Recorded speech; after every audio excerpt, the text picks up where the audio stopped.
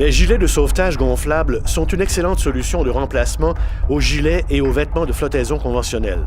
Ils sont légers, ont belle allure et sont faciles à ranger. De plus, ils conviennent à toutes les tailles. Les VFI gonflables, qui sont approuvés par Transport Canada ou par la Garde côtière canadienne, correspondent aux exigences légales pour les personnes âgées de 16 ans et plus pour des activités autres que celles où une personne risque d'être victime d'un accident qui la rende inconsciente. Pensons au ski nautique, à la planche nautique, au surf nautique, à la planche à genoux, aux jouets nautiques comme un tube, ainsi qu'à la motomarine. De plus, la loi exige qu'un gilet de sauvetage gonflable soit porté à bord d'un bateau pour être légal, car il n'a pas de flottabilité inhérente tant qu'il n'est pas gonflé. Il existe des gilets de flottaison gonflables sous forme de veste et sous forme de ceinture à la taille. Ils incorporent une pochette interne et une cartouche de gaz comprimé, du CO2. La version manuelle de tel gilet comporte une tirette que l'on doit activer de manière à ce qu'elle libère le gaz comprimé pour gonfler le gilet. Il existe également des gilets gonflables qui se gonflent automatiquement quand ils sont immergés dans l'eau.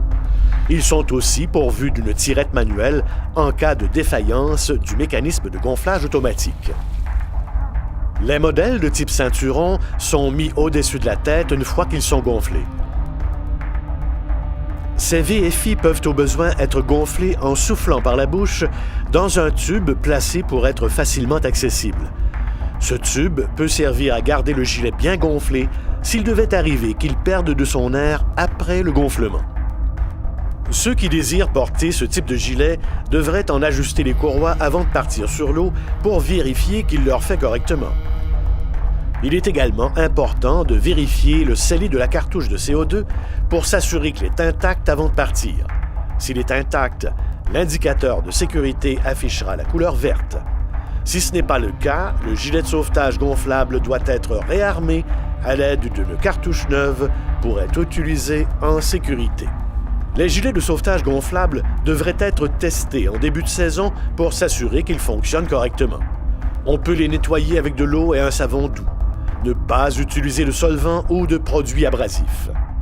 Quand ils sont mouillés, faites-les sécher à l'air libre, à l'abri du soleil ou d'une autre source de chaleur. Les VFI dont les coutures, les attaches et autres composantes sont endommagées ne sont plus considérés comme approuvés. Les gilets de sauvetage gonflables offrent une solution de rechange sûre, fiable et confortable aux VFI et aux gilets de sauvetage conventionnels. Quand on y pense, il n'y a pas de raison de ne pas les porter.